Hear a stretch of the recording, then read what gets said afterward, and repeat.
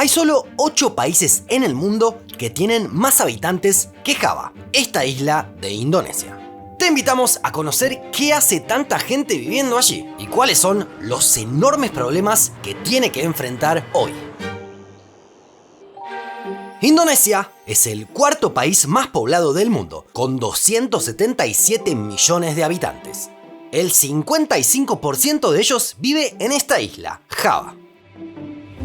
Si mágicamente, de un día para el otro, se independizara, con más de 151 millones de habitantes, sería el octavo país más poblado del mundo. Solo lo superarían estos 7. Es decir, vive más gente en Java que en Rusia o México. Esta isla sola también supera a las poblaciones de Argentina, Colombia y España sumadas. Más aún, si agrupamos los habitantes de los 81 países con reconocimiento internacional con menos habitantes, no llegaremos a los que tiene Java. Y no se trata de una isla especialmente grande, sino que tiene una superficie menor a la de Nicaragua, donde viven solo 6,6 millones de personas. Está claro que es la isla más poblada del mundo y supera por bastante diferencia a las que le siguen. Honshu apenas alcanza los 100 millones y Gran Bretaña llega a 66. La densidad de población en Java es brutal. Viven 1.200 personas por kilómetro cuadrado.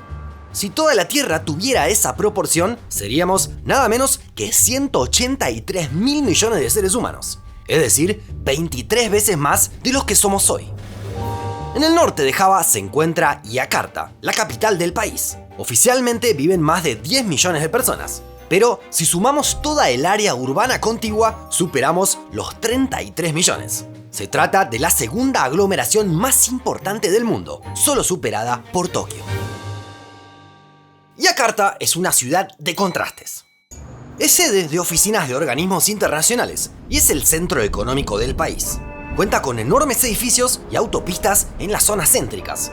Pero al mismo tiempo hay una gran marginalidad, con millones de personas que viven en condiciones muy malas de vivienda e higiene. Los atascos en el tráfico son de los peores del mundo. Las personas destinan varias horas del día para trasladarse. Y el acceso al agua es un lujo. Solo un tercio de la población cuenta con agua potable que proviene de las tuberías. El resto debe recurrir al agua de pozo, lo que supone un problema extra. Aunque está prohibido legalmente, millones de personas bombean agua desde las capas inferiores. Esto genera que el subsuelo se seque. El resultado, Yakarta se hunde.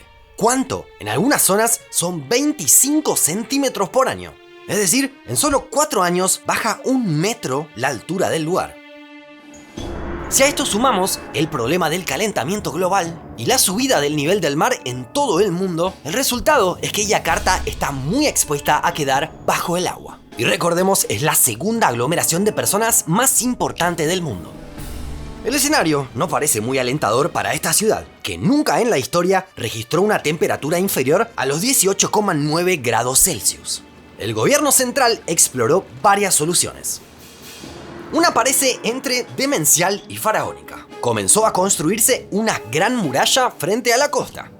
Se denomina Gran Garuda, el nombre de un pájaro mítico. Está compuesto por islas artificiales y un muro exterior que buscarán resguardar a Yakarta de las crecidas. Cuenta con el financiamiento de Países Bajos, la vieja potencia colonial. El presupuesto fue estimado en 40.000 millones de dólares y se espera que se complete en unos 30 o 40 años. Este proyecto fue criticado por denuncias de corrupción y por la gigantesca inversión requerida. Además, algunos señalan que el verdadero problema es otro. Solo se podrá controlar el hundimiento de Yakarta si sus habitantes dejan de bombear aguas subterráneas. El otro proyecto oficial también es bastante ambicioso. En 2019, el presidente Joko Widodo anunció que buscaría trasladar la capital del país para descongestionar Yakarta. En 2022, el Congreso lo confirmó y comenzaron las obras para construir Nusantara. ¿En dónde? En la isla de Borneo, a unos 1.300 kilómetros de distancia. Borneo es algo así como lo contrario a Java. Es la tercera isla más grande del mundo, solo superada por Groenlandia y Nueva Guinea. Y viven 18 millones de personas. Es decir, está lejos de ser un desierto, pero parece poco al lado de los más de 150 millones de Java. Borneo tiene otro récord. Es la única isla del mundo que tiene el territorio dividido entre 3 países. Además de Indonesia, allí hay partes de Malasia y de Brunei. Es una isla selvática, con especies protegidas y comunidades originarias. Y para instalar la nueva capital se está afectando obviamente al entorno.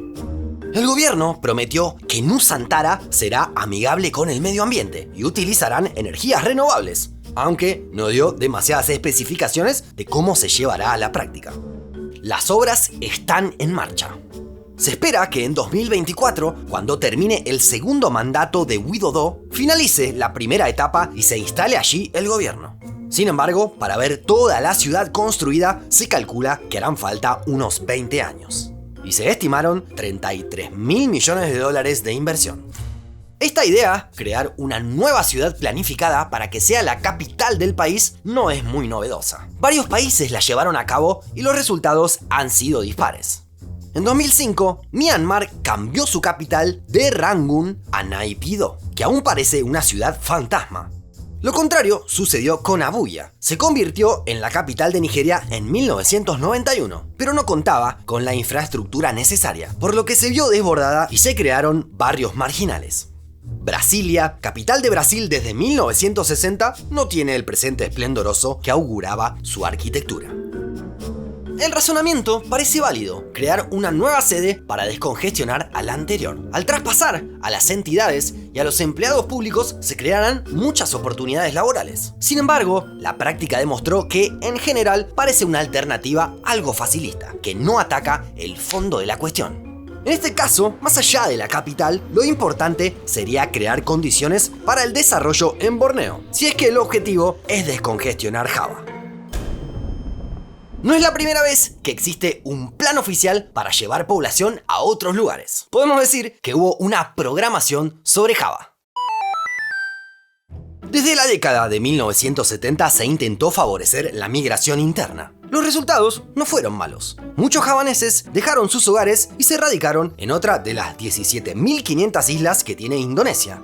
Sin embargo, el problema persiste. Es que la isla, y en particular Yakarta, es el centro económico y académico del país, por lo que sigue atrayendo a millones de personas que buscan oportunidades. De alguna forma, se atenuó el peso relativo demográfico de la isla dentro del país. A principios del siglo XX vivían en Java unas 30 millones de personas, casi el 2% de la población mundial. Actualmente, el porcentaje se mantuvo si miramos todo el globo. Pero, en relación a Indonesia, que en ese entonces era una colonia, Java tenía el 80% de los habitantes, contra el 55% que tiene hoy. Es que esta isla ha sido un centro político durante siglos. Allí se asentaron diversos reinos que marcaron la historia del sudeste asiático. Sus tierras fértiles y los ríos que fluyen por la isla permitieron una agricultura intensiva desde hace mucho tiempo. Y de esta forma fueron hogar de millones de personas que tenían la capacidad de subsistir y de alimentarse con los recursos de la propia isla y gracias al comercio. El arroz siempre fue un cultivo clave, pero también el maíz y la mandioca nutren a la población desde hace siglos.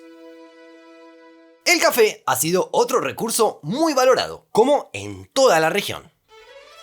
Además, en Java se produce la variedad más cara del mundo, el café de civeta. El proceso no es nada convencional.